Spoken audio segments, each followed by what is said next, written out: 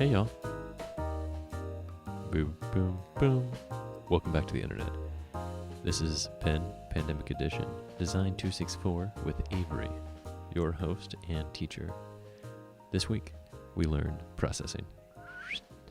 So, processing, which you can find at processing.org, is a flexible software, sketchbook, and a language for learning how to code within the context of the visual arts. So y'all, we're going to learn how to code this week, and I'm going to teach you really quickly with this as short as I can make it, tutorial. So, first things first, let's download Windows, Mac, Linux, if you're playing that game. It'll go to your downloads folder. You can open it. You do not have to donate, but if you want to, you're welcome to. Processing.org will be the place that you want to go for tutorials about processing, apart from this one. And I'll tell you right now, I am a novice at coding. I'm going to do my best to walk you through what you need to do, and you don't need to do more than what I do.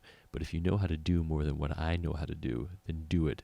Please, by all means, have fun, go wild. But if you don't know what to do more than what I know what to do, that's totally fine. Just copy what I do and add your little twist to it, right? I just want to introduce you to some coding and see how, a little bit of the potential of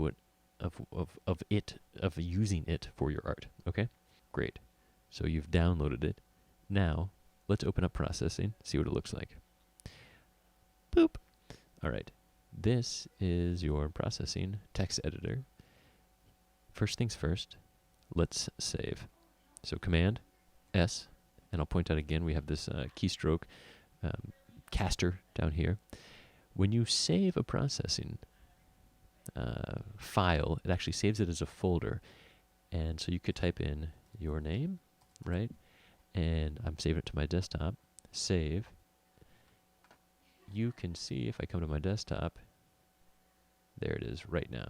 Right there. So this is the folder that it created, which creates this processing file. So this is your text file, essentially, your processing code. And then we're going to save out a PNG. It will also save to that folder. So first things first, so syntax is really important when you're using any kind of coding language. And processing uses Java as the language. So some of y'all might be familiar with it. I'm not, so I just copy what people tell me to do.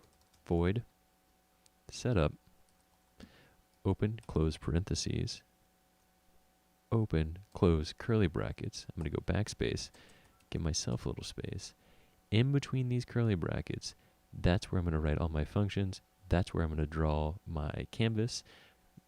That's where I'm going to draw my cloud, okay?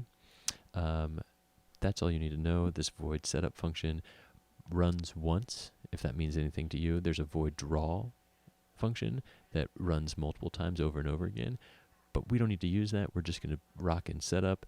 This is our jam. This is where we're going to play. First thing we're going to do is create the size of our canvas. So notice when the text went from black to blue, that means processing's like, oh yeah, I'm familiar with that function that you're talking about. But this down here, this is where you have errors that come up. So it's like, actually maybe I'm not because there's no parentheses. So it suggests fixes, and when it's fixed, we're good, right? You kick off the line, we're all clear. But notice I'm getting another error. It's saying, all right, size is true, that is a function, but it needs integers. So let's give it integers.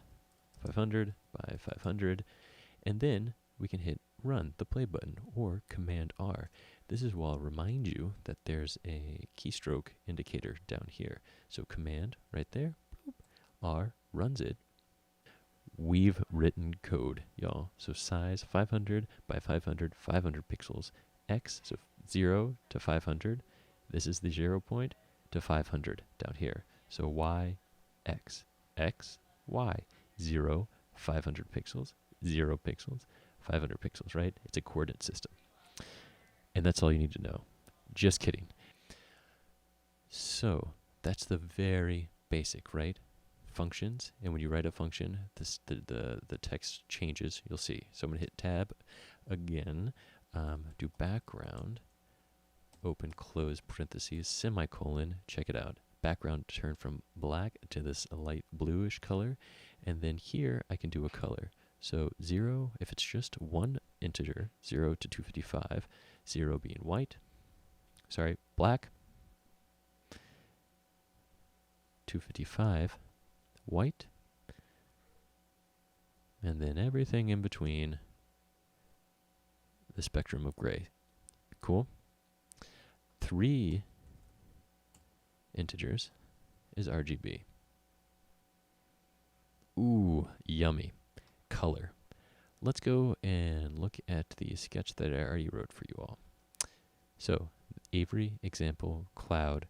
You'll have to download this entire folder in order to use it, and then you can just come in here and change stuff, or use it as your building block. So you can erase as much as you want, leave as much as you want. I'll show you what my cloud looks like. I don't want your cloud to look exactly like my cloud, but this will help you get started, right? It's a little like training wheels for getting going and processing. I'm going to point out a couple things to you. Void setup the same, size the same, pixels. You can do smaller, bigger if you want. I don't give a crap. No smooth removes the anti-aliasing, and it lets the pixels be themselves without trying to blur them into lines, so they aren't perceived as these smooth lines. Instead, Command R, let me show you. We get our pixels, y'all. Look at that pixelated mess. I love it. That's what we're aiming for in this project, okay? So no smooth is important. Background, my background is just blue, blue, blue. Blue, blue, blue. So 255 is a max out in the integer for calling out a color value.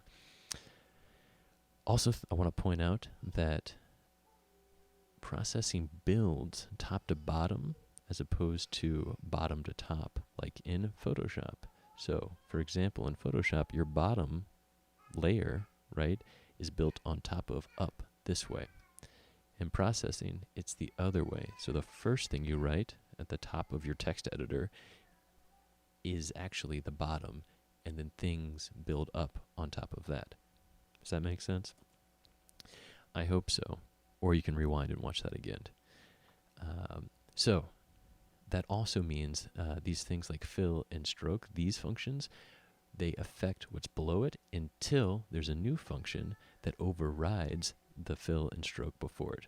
So all of these functions are in the reference page, but these are a bunch that you can look at to start. I'll also point out these text what they call comments, and it's a comment if they're 2 forward slashes, all right? And then it'll gray out. I have to do that. So I write that, see it's black, oh God, I'm having error, we don't know what that means, the code is not happy, boop, boop, comment, boom, right? Removes anti-aliasing, which means pure color in each pixel, no smoothing to make things look less pixelated. So this is important, no smooth. Make sure you all have no smooth in your code, all right? And make sure it's right after size, and then get in there. Background, what color do you want your background to be? Fill, I have a white fill of color shapes below the circles. If only one integer in parenthetical statement, then 0 equals black, 255 white, and grays in between. Stroke is actually the color, right? So the stroke of this color is going to be black. The stroke weight is 10. Let's look at this. Awesome. Yeah, there's my stroke, 10. And then here are my shapes. But I want to point something out to you. So if I, for example, comment out all of this,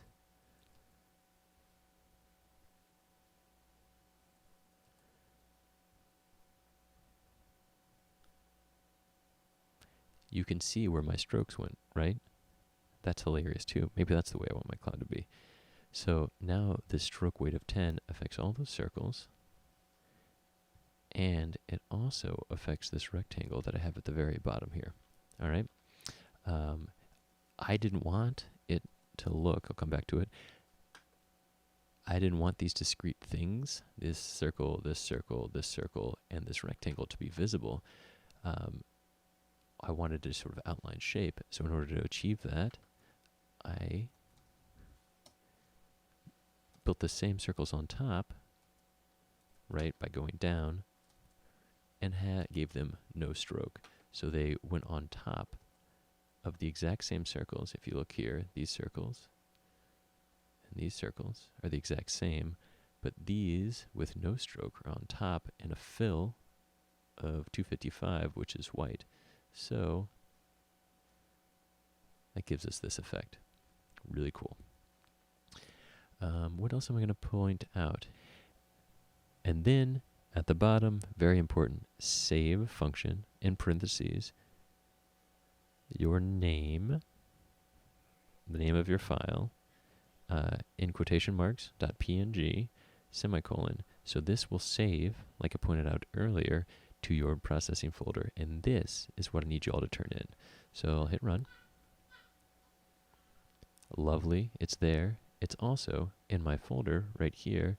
There's my PNG. This is what you all submit this week, and that's a beautiful thing. Okay? So let me point out really quickly the important things one more time. Void setup, right? That's your function, parentheses, open, parentheses, closed, open curly bracket. All the way at the bottom is the closed curly bracket to complete that function. Size, you can make that anything you want. 500 by 500 works for me. No smooth is also an important function. Remember, we want those pixels to shine. Background, call out the color to your background. And then this is all the fun stuff you do to make your cloud. All right? You can do as much as you want. I'm going to show you some tutorials that Jacob Rifkin did that go into for loops and other ways of making images. You're welcome to deep dive into any of that, but all I need you to do is make a cloud. So do what you can do. Challenge yourself if that's what you're feeling this week. If not, you can use my example and just build off of it, okay? And then save. So that's it for this week. Hopefully you get excited about processing and coding and making a sweet little cloud. All right. Bye, y'all.